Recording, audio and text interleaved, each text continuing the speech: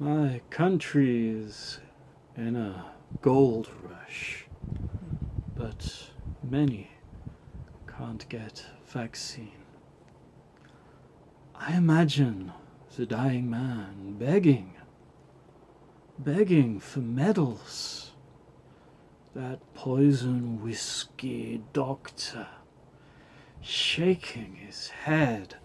You can't even get bronze now. If you had only competed 3 months ago, back when the field was clear, why didn't you wear a tracksuit? An anguished death rattle as outside, wild-eyed, wild-bearded prospectors, as if from 1849, troop ever westwards in running spikes, bearing signs of gold rush time. In that journey west, no monkey on a cloud, just politicos and bureaucrats monkeying around, while the risk for the at-risk grows and grows, and shiny profits turned, but not by them, by the IOC yo-ho-hos. The California gold rush was followed by the California genocide. This 2020 idiocy wants to take us for a ride. All the vagrants cleared off the streets of Tokyo for the games. Not unlike the Californios being rounded up back in the day, but okay. No one got it worse than the American Indian. It must still suck hard for the vagrants being moved on, perhaps for a flight on mental health airlines, perhaps a voyage across the brine as well, and never even a whiff of the booze, let alone the gold rush smell. They say there's no link between the games and the virus spike. Let's say they didn't do the effing games and spent the money on virus countermeasures instead. That would be more virus countermeasures at a time when we need them, and don't particularly need the games when we have the games. But hey, let's talk about the virus. Focus on the discus. Cancel the games? No way, no way. Though contagion burgeons day by day, what folks needs track and field, pole vault to take minds off PCR test results, hundreds of thousands feeling poorly. What they want is soccer, surely. Soccer to offer succors, and more gold than B.A. Baracus.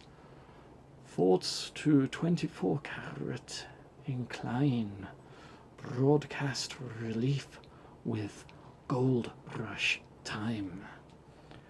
In one room, a sick father and his wife puts a bottle of sports drink by the bed. Then she hits the other room and turns the TV on to watch the sports with their kid. And what she did was right, even though Papa is too bad and his teeth are a grind. See, Mama knows best that two things are possible at once, especially during gold rush time. Upon Mount Olympus, stately and serene, but Won't those Olympians soon be turning green? Even the gods in quarantine, queasy with masks on the chin, wait for fevers to begin, while at sea level the Aegean and below, a sunken nation of the nationless, the refugees of the war-torn Middle East.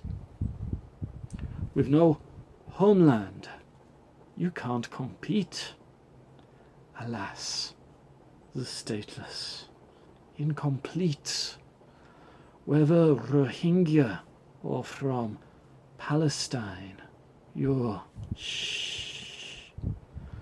quite out of luck in gold rush time.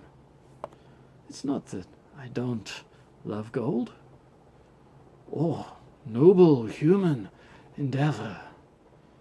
The endurance of the athletes is none other than clever.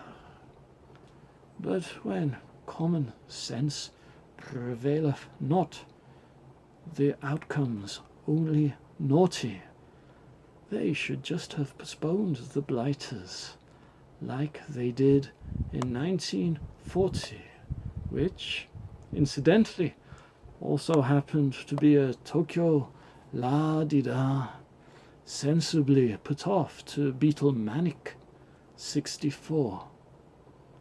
For gold's a noble metal, without rust or decay, and it makes no odds to postpone the gold rush to a safer day, though I do admit, if I'd to choose between medals and Pfizer, there'd not be any Olympics for 1 or 2 millennia. Vaccine for the young and the old, COVID at 0 again. Then bring the heroic Olympians on. Why is humanity doing pointless things midst contagion, when no one's safe till all are safe? There's work to be done. The foe is relentless, feeling neither fear nor pain. You may think there's not a war on, but a war's on just the same. A situation of decline, markedly Malthusian. So get your vaccine, keep your mask on, avoid crowds, wash hands, work from home. Before the world we so love joins that of the antediluvian. Vaccine for young and old. COVID at 0 again. Then bring the heroic Olympians on. COVID at 0 again.